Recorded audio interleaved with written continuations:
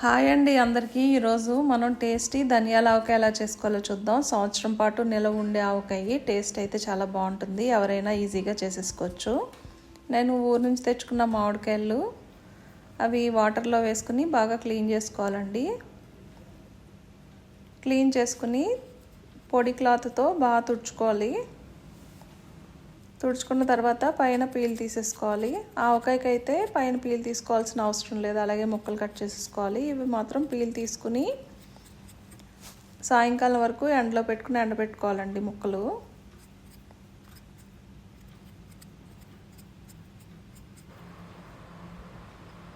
ఇలాగ అన్నీ నేను రెడీ చేసేసుకున్నాను. ఇవి ఇప్పుడు ముక్కలు కట్ చేసుకుందాం. ఇది ఆవకాయ కట్ చేసుకున్న కట్టరేనండి, బాగానే కట్ అవుతుంది నాకు. మనకి మామూలు ఆవకాయలు ఏంటంటే ఆవపొడి వేస్తాం కదండి, ఆవపిండి.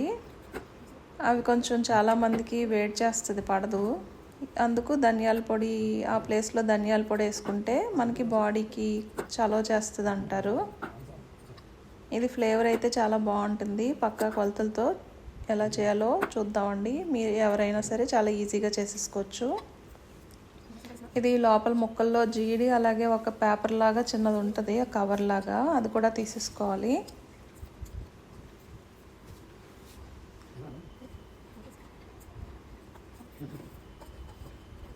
తీసేసుకుని ఈ విధంగా మొత్తం అన్నీ ఇలాగే కట్ చేసుకోవాలండి. ఇవి మనం ఎండలో పెట్టుకోవాలి సాయంకాలం వరకు. ఈ లోపల ధనియాలు కూడా ఫ్రై చేసుకుని పౌడర్ చేసుకోవాలి. కొంచెం లైట్ బ్రౌన్ కలర్లో వచ్చే వరకు బాగా ఫ్రై చేసుకుని తర్వాత మిక్సీ జార్లో వేసుకుని మెత్తగా పొడి చేసుకోవాలి. బయట కొన్న ధనియాల పొడి ఏంటంటే ఫ్రై చేసి అమ్మరు, అందుకని చెప్పేసి ఆ ఫ్లేవర్ బాగోదు. మనం ఇంట్లో చేసుకుంటేనే టేస్ట్ బాగుంటుంది.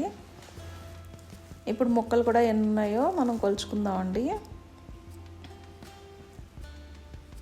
నేను మెంతి పొడి అలాగే జీలకర్ర పొడి కూడా ఆల్రెడీ నాకు ఇంట్లో ఉంది, అందుకే నేను వీడియో చూపించలేదు. అది ఇది మొత్తం 5 కప్పులు అయిందండి ముక్కలు. 5 కప్పులకి 1 కప్పు ఫుల్గా పై వరకు కారం వేసుకోవాలి.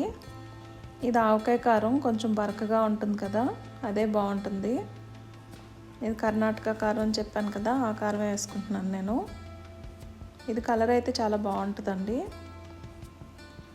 ఒక 1/2 కప్కి కొంచెం ఎక్కువ ధనియాల పొడి, అలాగే మెజర్మెంట్ కప్లో 1/4 కప్పు ఉంటుంది కదండి, 1/4 కప్పులో సగం వచ్చి జీలకర్ర పొడి, 1/4 కప్పులో సగానికి కొంచెం ఎక్కువ వచ్చి మెంతి పొడి వేసుకోవాలి.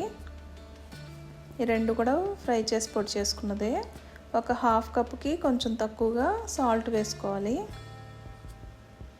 అలాగే వెల్లుల్లి కూడా ఒక 3/4 కప్పు వరకు వేసుకోవాలి. జీలకర్ర 1 టీ స్పూను, మెంతులు 1 టీ స్పూను వేసుకుని బాగా మిక్స్ చేసుకోవాలి.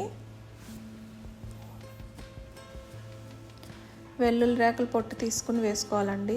ఇవి 1 కప్పు వేసుకున్న ఫ్లేవర్కి బాగుంటుంది. దీనికి నేను ప్లాస్టిక్ డబ్బా తీసుకుంటున్నాను.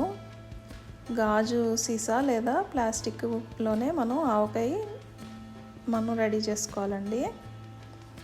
1 కప్పులో ఒక 1/4 కప్పు వచ్చి ఆ డబ్బాలో ఆయిల్ వేసి, మిగిలిన 3/4 కప్పు వచ్చి నేను ఈ మసాలా కారం మిక్స్ చేసుకున్న దానిలో వేసుకున్నానండి. వేసుకున్న తర్వాత ఈ ముక్కలు కూడా వేసేసుకుని బాగా మిక్స్ చేసుకోవాలి.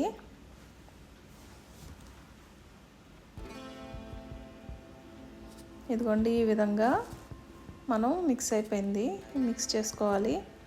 ఇప్పుడు మనం ఇది డబ్బాలోకి తీసేసుకుందాం.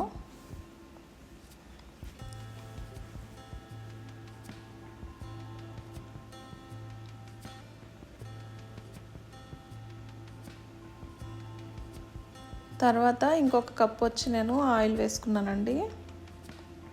ఇక్కడికి 2 కప్పులు ఆయిల్ వేసుకున్నాను.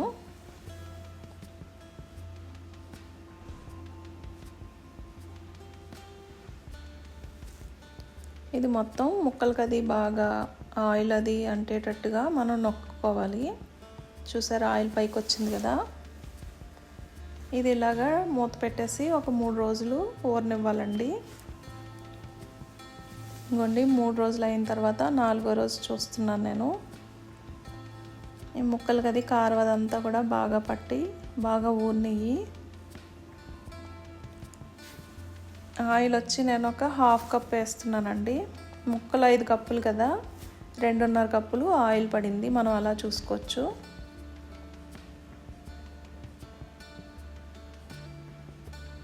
ఇది బాగా మిక్స్ చేసుకుని ఉప్పు సరిపోయిందని చూసుకోవాలి. నాకు ఉప్పు అయితే కరెక్ట్గా సరిపోయిందండి, కలపాల్సిన పని లేకుండా. ఇప్పుడు మనం ఒక బాటిల్లో 2 బాటిల్లోకి వచ్చింది నాకు. ఈ 2 బాటిల్లోకి తీసేసుకుని సర్దుకోవాలి. ఇది కొంతసేపు అయితే ఆయిల్ పైకి తేలుతుందండి, మనం ఇంకా ఎక్కువ వేయాల్సిన పని లేదు. ఇంకా చూసారా బాటిల్లో కొంచెం కొంచెం వచ్చింది కదా, దీనిలో ఇప్పుడే పెట్టినందుకు కొంచెం లేట్గా వస్తుంది. మనం ఎలా స్టోర్ చేసుకుంటే సంవత్సరం పాటు నిల్వ ఉంటుందండి. ఫ్రిడ్జ్లో పెట్టుకుంటే ఇంకా టేస్ట్ బాగుంటుంది. మీరు కూడా ట్రై చేయండి.